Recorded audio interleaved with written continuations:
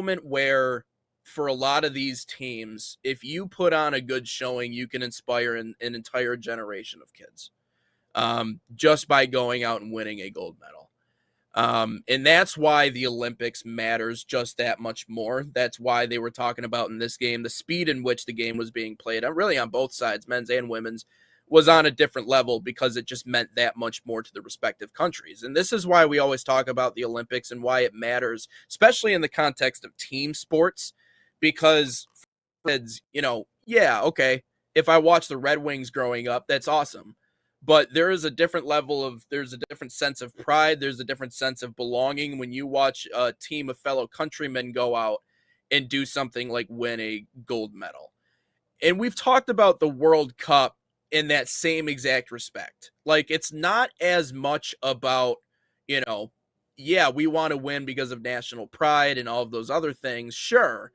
But I think what matters more to people like myself, who obviously I have no athletic future. There's a reason why on this show, I talk to a microphone and I talk to you every day. There's a reason why I'm sitting here, and it's because I'm not an athlete. It's because I'm 5'9" and I'm a little overweight, and I got a big mouth and I'm a little too loud. So obviously this is a good fit for me. So my whole hope is just to see the next generation of players watch a tournament like this and be inspired by something like this. That's the whole reason why I think this tournament matters as much. It's all about the kids, and it always is about the kids because they are going to be the ones that kind of carry this on into the future.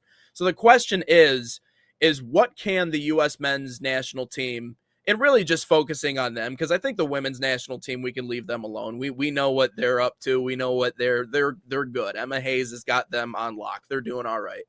What does the men's team learn, and what do they take away from what we saw in the gold medal game? And I get that people probably get sick and tired of seeing the hockey and soccer comparisons. Like, guys, it's not the same sport.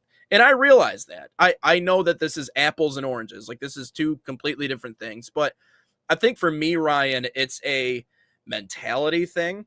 And we've asked the question of, will we have a fully healthy Christian Pulisic? Will we have a fully healthy, on down the line. We've had a lot of different players that have had injuries with their clubs and whatnot. But that's not the thing that I think when they get to that point, it doesn't matter if you have those injuries in my mind. It doesn't matter if you have any sort of previous setbacks.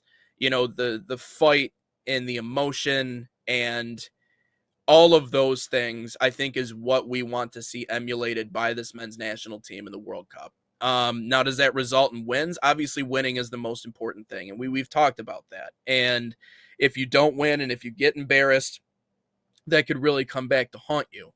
But it really does start with a mentality perspective. And I think if the one thing Mauricio Pochettino has become since coming to the U.S. is, I feel like, a hockey fan. And he talks about him a lot, and he posts about him a lot. And I think it's because he looks at that team as inspiration, because we talked about it yesterday. Like, the underdog component of USA Hockey is what makes USA Hockey USA Hockey. It's what makes them special, because I don't ever see a world in which we are always going to be the betting favorites in any matchup because we have the Russias and the Canadas. It's the same exact way for USA Soccer. I don't, every single kid in America could start playing soccer tomorrow, and I still think we would have trouble matching up with some of the highest, like the soccer powerhouses around the world, just because they've been doing it at a higher level for so much longer than we have. But if he's embracing that mentality of the underdog, the us versus the world, and his guys replicate that in the way that they carry themselves, I think that's just the one thing I want to see them take away from what happened this year in the Winter Olympics and carry that into the World Cup. I think that's it's the emotional component is really big for this team. Yeah, I'd agree. I think there's a couple things they can do is make sure all their players are from the state of Michigan. You could do that. Um, but Nice. but but number two, I think it's just the pride and the honor. I've always said that I think USA Hockey and USA Basketball, take more pride than the soccer team in playing in the competitions, because there's so few opportunities that those teams can represent their country on a global stage. Yeah, they play against the best of the best every single night in the NHL and the NBA, but How many times do you get to see Team USA versus Team Canada play each other in hockey, or Team France versus Team USA in basketball? Not Yeah. often. Once every couple of years, maybe. I mean, these Yeah. last 2 years we were spoiled a little bit with hockey because of the Four Nations, and then obviously in the Olympics, so we saw it 3 times. So we're a little bit spoiled that way. Yep. But for USA soccer, I think it's the pride that you mentioned. I think it's like, wow, this is an honor, and I think they're starting to realize that. I think they're starting to get that because, you want to try your best, especially in these friendlies, and impress Pochettino and camp because you are playing in front of your host, and you are playing in front of your own country. I think there's a little bit of a pride factor in that sense, but Yeah. I think what you take away is you come together as a team, and these guys have played together longer than these USA hockey players has, outside of if you have Oh a yeah. brother on the team. It's a little different. But outside of Yeah. the youth level, these guys didn't play with each other a ton in hockey. Against each other, sure. In the youth level, sure. But there's, what, 3 or 4 camps a year throughout the club season that these international players are playing with each other. So you get that, and then of course you have the summers where you're playing in a Copa America or a World Cup. But I just think that there's also that sense of belonging, that sense of togetherness that I Hmm. feel like the USA men's national team has lacked at certain times. I definitely thought under the Clint Dempseys, the Josie Altidore, the Landon Donovan, that DeMarcus Beasley, that kind of area, I guess, they always felt a little bit more as a team than this current group, I would say, right now. I Yeah. don't know if that's maybe, they're still young, they're still trying to figure things out. That could 100% be the case. And I guess when I was watching that era of guys, that was like 2014. That was probably like their third World Cup, together. So Yeah. now we're getting into their second World Cup, and they get that under their belt. But if I'm the U.S. men's national team and I'm USA Soccer and I'm looking at USA Hockey and what they've done, you kind of have to be one of the best teams in the world, in which USA Hockey is and USA Men's National Team Soccer isn't.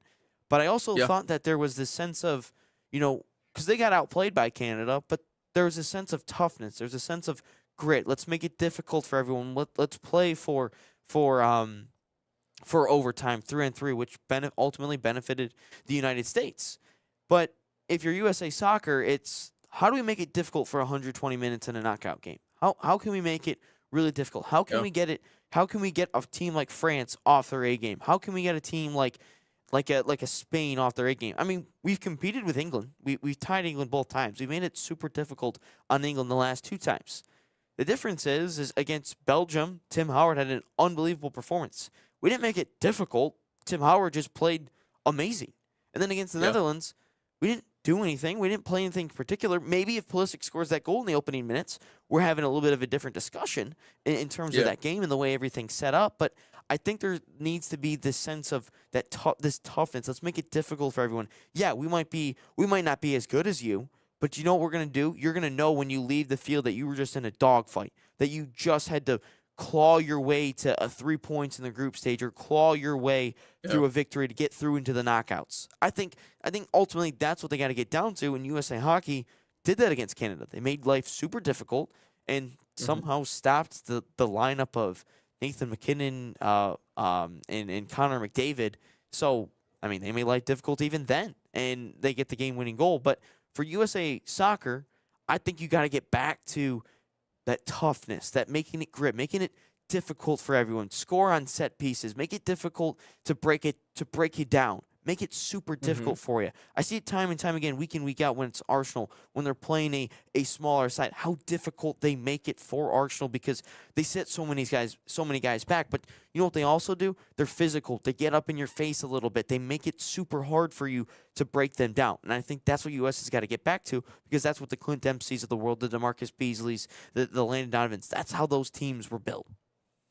And I think they realize that if the U.S. men's national team is able to combine that component with what they already have in terms of the developing talent that's on the field, and the 25, over 25 players that are now playing in top flight leagues in Europe, and there's obviously a few ones that just broke in, so we could talk about those guys too.